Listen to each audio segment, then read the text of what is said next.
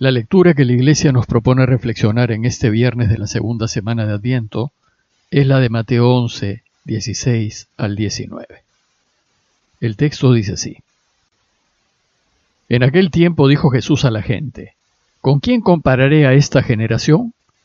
Se asemeja a unos niños sentados en la plaza que gritan diciendo: Hemos tocado la flauta y no han bailado. Hemos cantado lamentaciones y no han llorado. Porque vino Juan, que ni comía ni bebía, y dicen: tiene un demonio. Viene el Hijo del Hombre, que come y bebe, y dicen: ahí tienen a un comilón y a un borracho, amigo de publicanos y pecadores. Pero la sabiduría se ha acreditado por sus obras. En este tiempo de Adviento y en preparación para celebrar el nacimiento del Mesías, el día de Navidad, la Iglesia, como en círculos concéntricos, después de hacernos meditar en la espera del Mesías, concentra su atención en Juan el Bautista, para después concentrarla en el nacimiento de Jesús. En el día de ayer se nos introdujo a Juan el Bautista, un hombre de Dios, extraordinario, carismático, a quien Jesús identificó como Elías y que la Iglesia consideró como aquel que tenía que venir primero. La enseñanza de ayer fue que Elías ya vino y es Juan el Bautista. Entonces el Mesías ya llegó y en cualquier momento se revela. Más aún, se está revelando, pero los contemporáneos de Jesús son ciegos. La Iglesia entonces afirma claramente que el Mesías es Jesús. Mesías es una palabra arameo-hebrea que significa el ungido, el elegido de Dios. Y Mesías, en griego, se dice Cristo. Por tanto, Cristo es lo mismo que Mesías. El cristianismo pues afirma que todas las esperanzas puestas en la llegada del Mesías se hacen realidad en Jesús. Él es el Cristo, esperado por siglos. Desde sus inicios la Iglesia anunció que Jesús es el Mesías, el Cristo, y anunciará a Jesús el Cristo o simplemente a Jesucristo. En el texto que hoy la Iglesia nos presenta para nuestra reflexión, nos va a enseñar acerca del estilo de Jesús. Jesús se encuentra delante de una muchedumbre, haciendo una crítica a las autoridades religiosas del pueblo. ¿De qué se trata? Bueno, recordemos que Jesús está solo, pues sus discípulos han partido a anunciar la buena noticia del reinado de Dios. Y recordemos que, en esa ocasión, los discípulos del Bautista se le acercaron para preguntarle si él era el Mesías. A lo que Jesús respondió con los signos del Mesías.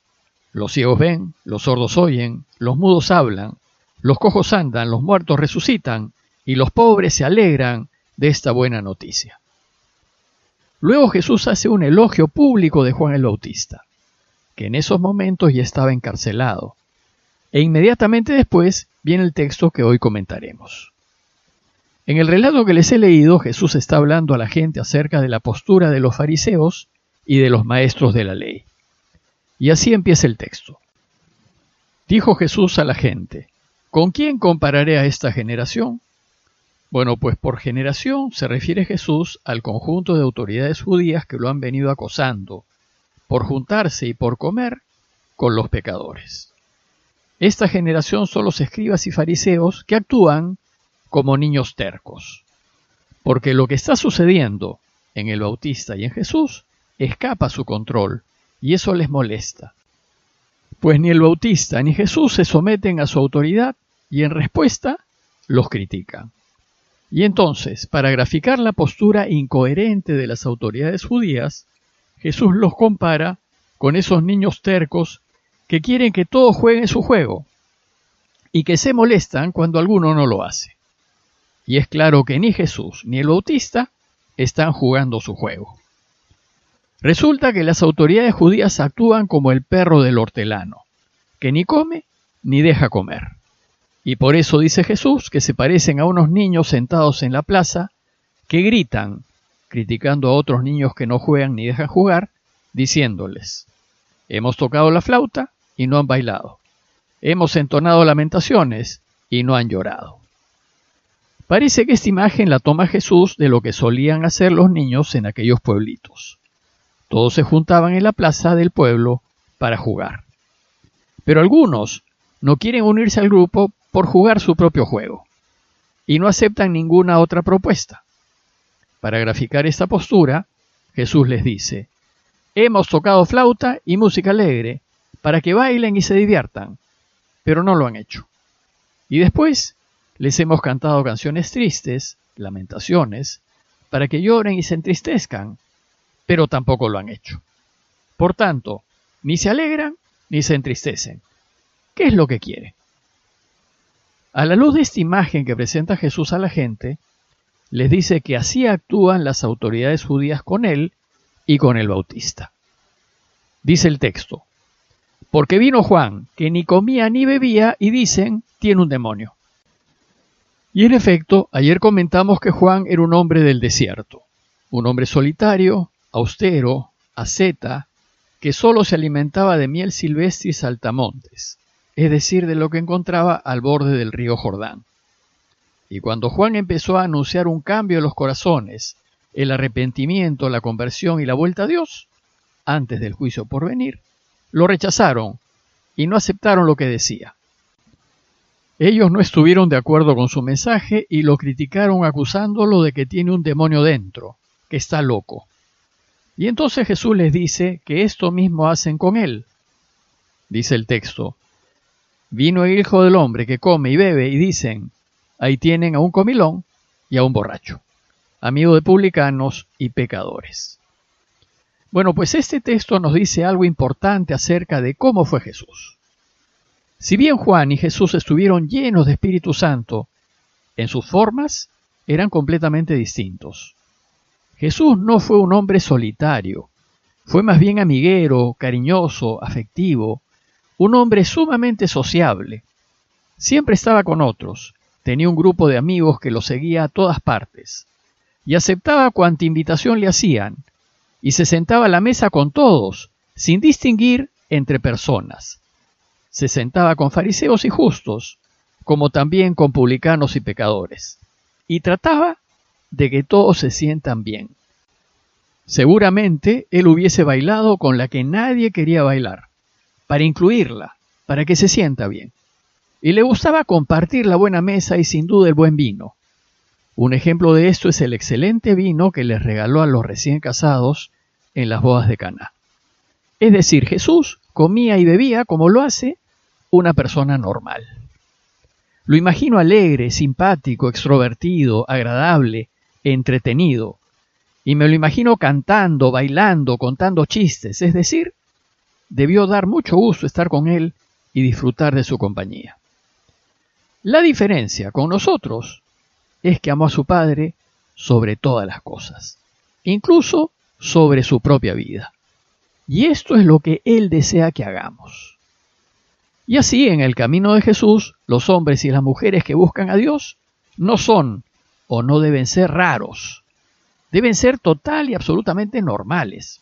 Y por supuesto que les debe gustar disfrutar de la vida, pues Dios quiere que la disfrutemos. Lo que nos debe distinguir es que estamos enamorados de Dios. Pablo lo dice en Filipenses 4, al hablar de los cristianos. Estén siempre alegres en el Señor, se lo repito, estén alegres. Pues la alegría debe ser la señal distintiva de quienes seguimos a Jesús. Por tanto, aquellos que creen que siguen a Jesús y se separan del mundo y mantienen un estilo de vida de ayunos y penitencias, de limitaciones y austeridades, de rarezas, sin gozar de la libertad de los hijos de Dios, en realidad parecen ser más seguidores de Juan que de Jesús. Bueno, pues, ¿y qué sucedió? Cuando Jesús vino con alegría a contarnos a todos que su Padre desea reinar, las autoridades religiosas se quejaron de que no ayunaba y lo acusaron de borracho y de comelón. Es decir, no hay quien los entienda. Primero critican a Juan por austero y luego a Jesús por sociable. ¿En qué quedamos? ¿Qué quieren? ¿Qué es lo que los satisface? El relato de hoy termina con el siguiente texto. Pero la sabiduría se ha acreditado por sus obras. Es decir, ha quedado claro que las obras de Jesús son las obras del Mesías. Por tanto, Este texto final busca enseñarnos que la sabiduría, que es Dios, no está con quienes pretenden poseerla, las autoridades judías, sino que está con Jesús. En conclusión, este relato nos invita a fijarnos en las obras, en lo que hacemos, y no tanto en las formas, en cómo vestimos o en qué comemos. Y si fijarnos en las formas nos ayuda a discernir, entonces debemos considerar que las formas cristianas no son lúgubres, ni tristes, ni rígidas, ni esclavizantes. Todo lo contrario. Siguiendo el estilo de Jesús, las formas cristianas deben ser alegres, abiertas, cariñosas, libres e inclusivas, para que con nuestra alegría y buen humor demos testimonio de la felicidad que da caminar su camino. Pidámosle pues al Señor por todas las familias que están sufriendo las consecuencias de esta pandemia, para que siguiendo a Jesús seamos capaces de alegrarles la vida. Parroquia de Fátima, Miraflores, Lima.